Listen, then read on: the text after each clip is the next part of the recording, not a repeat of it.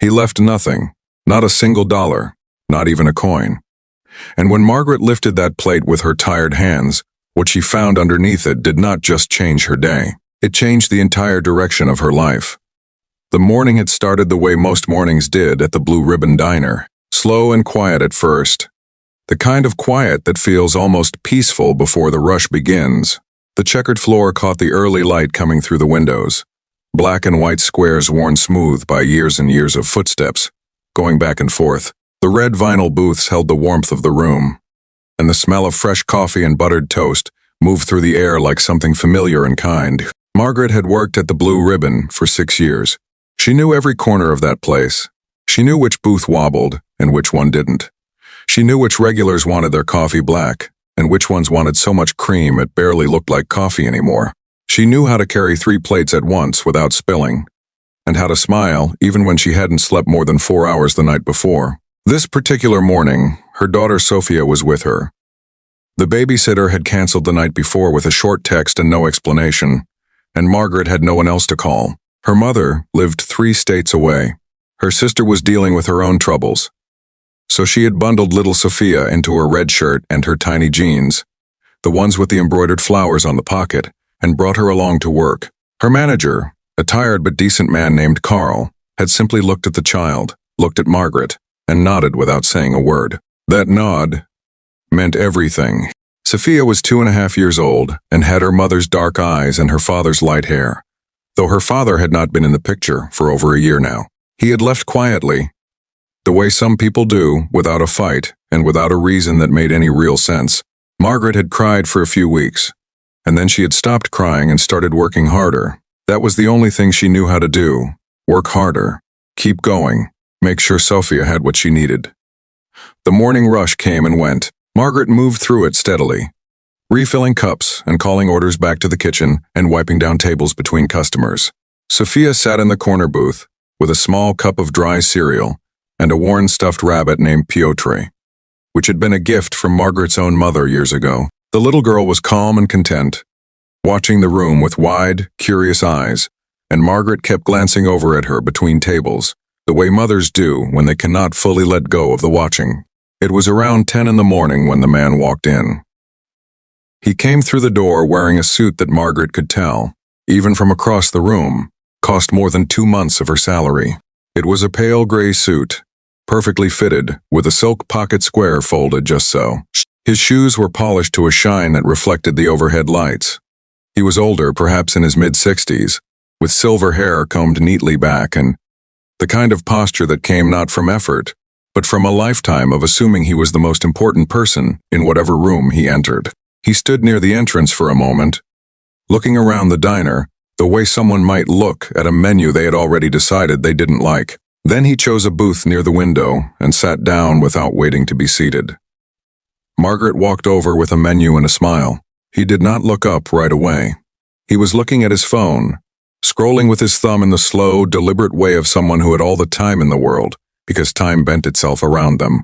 Margaret set the menu down gently and said good morning. He finally looked up.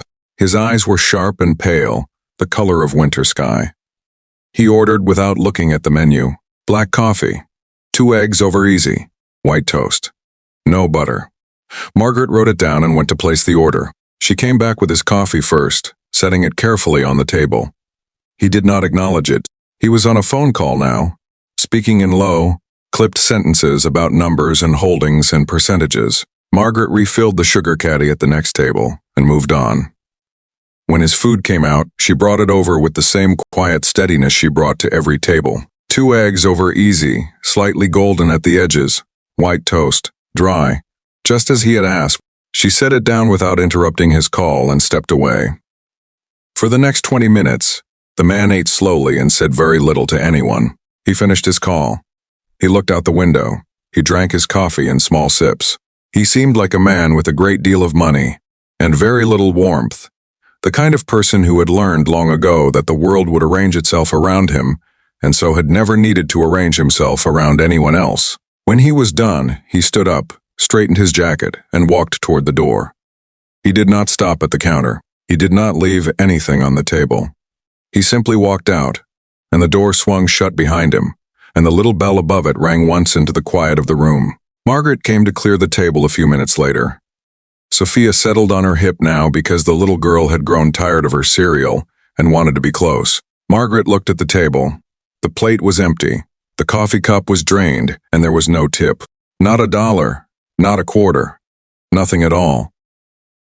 She felt it land in her chest the way small humiliations always do, not like a crash, but like a slow settling. She had served that man well. She had been kind and professional and unobtrusive. She had brought exactly what he ordered and left him to his peace, and he had walked away without a second thought, as if she were simply part of the furniture of the room. She picked up the plate, and then she stopped.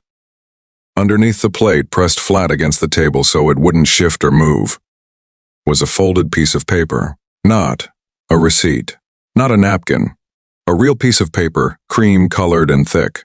The kind you write important things on. Margaret set Sophia gently down on the seat across from her and unfolded the paper with both hands. It was a letter, handwritten, in careful, deliberate script. It began without a greeting. It said, "I come to this diner once a year. I sit in the same booth. I order the same meal. I watch. Not to be cruel, not to judge, but because I am looking for something specific.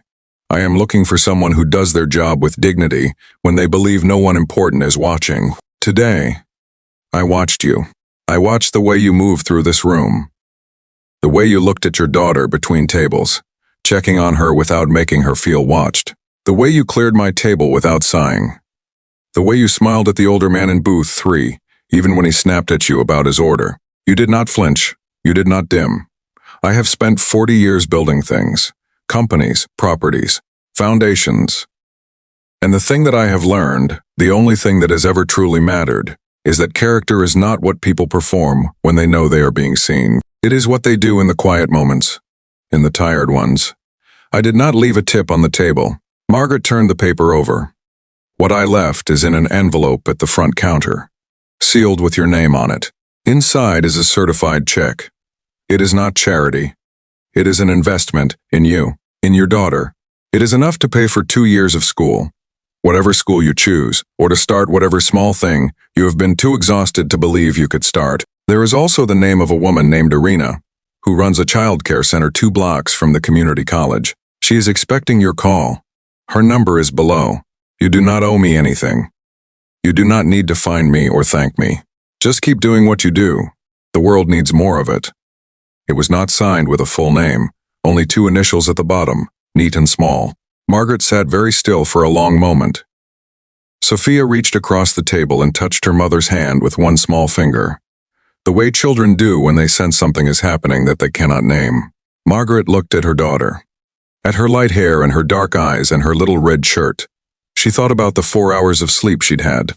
She thought about the babysitter's text and the bill she'd been putting off, and the night class she'd looked up 3 times, but never enrolled in because she could never figure out the childcare piece. She folded the letter carefully, the way you fold something you intend to keep for the rest of your life. Then she walked to the front counter. The envelope was there, just as the letter had said. Her name was written on the front in the same deliberate hand. She did not open it right there. She tucked it into the front pocket of her apron and pressed her hand flat against it for just a moment. Carl was watching her from the other side of the counter. He raised an eyebrow. Margaret smiled at him. A real smile, the kind that doesn't need explaining. She picked up Sophia and held her close, and the little girl tucked her head against her mother's shoulder and went quiet and still, the way children do when they feel safe. The diner hummed around them. Coffee cups clinked. Someone laughed in the back booth. The door opened and closed as new customers came in from the bright morning outside. Margaret stood there for one more breath, feeling the weight of the envelope in her pocket and the weight of her daughter in her arms, and she understood something that she had known in pieces but had never quite held all at once. That showing up, really showing up, with steadiness and care and honesty, even on the mornings when no one seemed to be watching and nothing seemed to be rewarded, was never wasted. It accumulated somewhere. It built something that could not be taken, and sometimes, on a quiet Tuesday morning in a diner with checkered floors and red vinyl booths, it was exactly enough to change everything. She kissed Sophia on the top of her head, took a slow breath, and went back to work.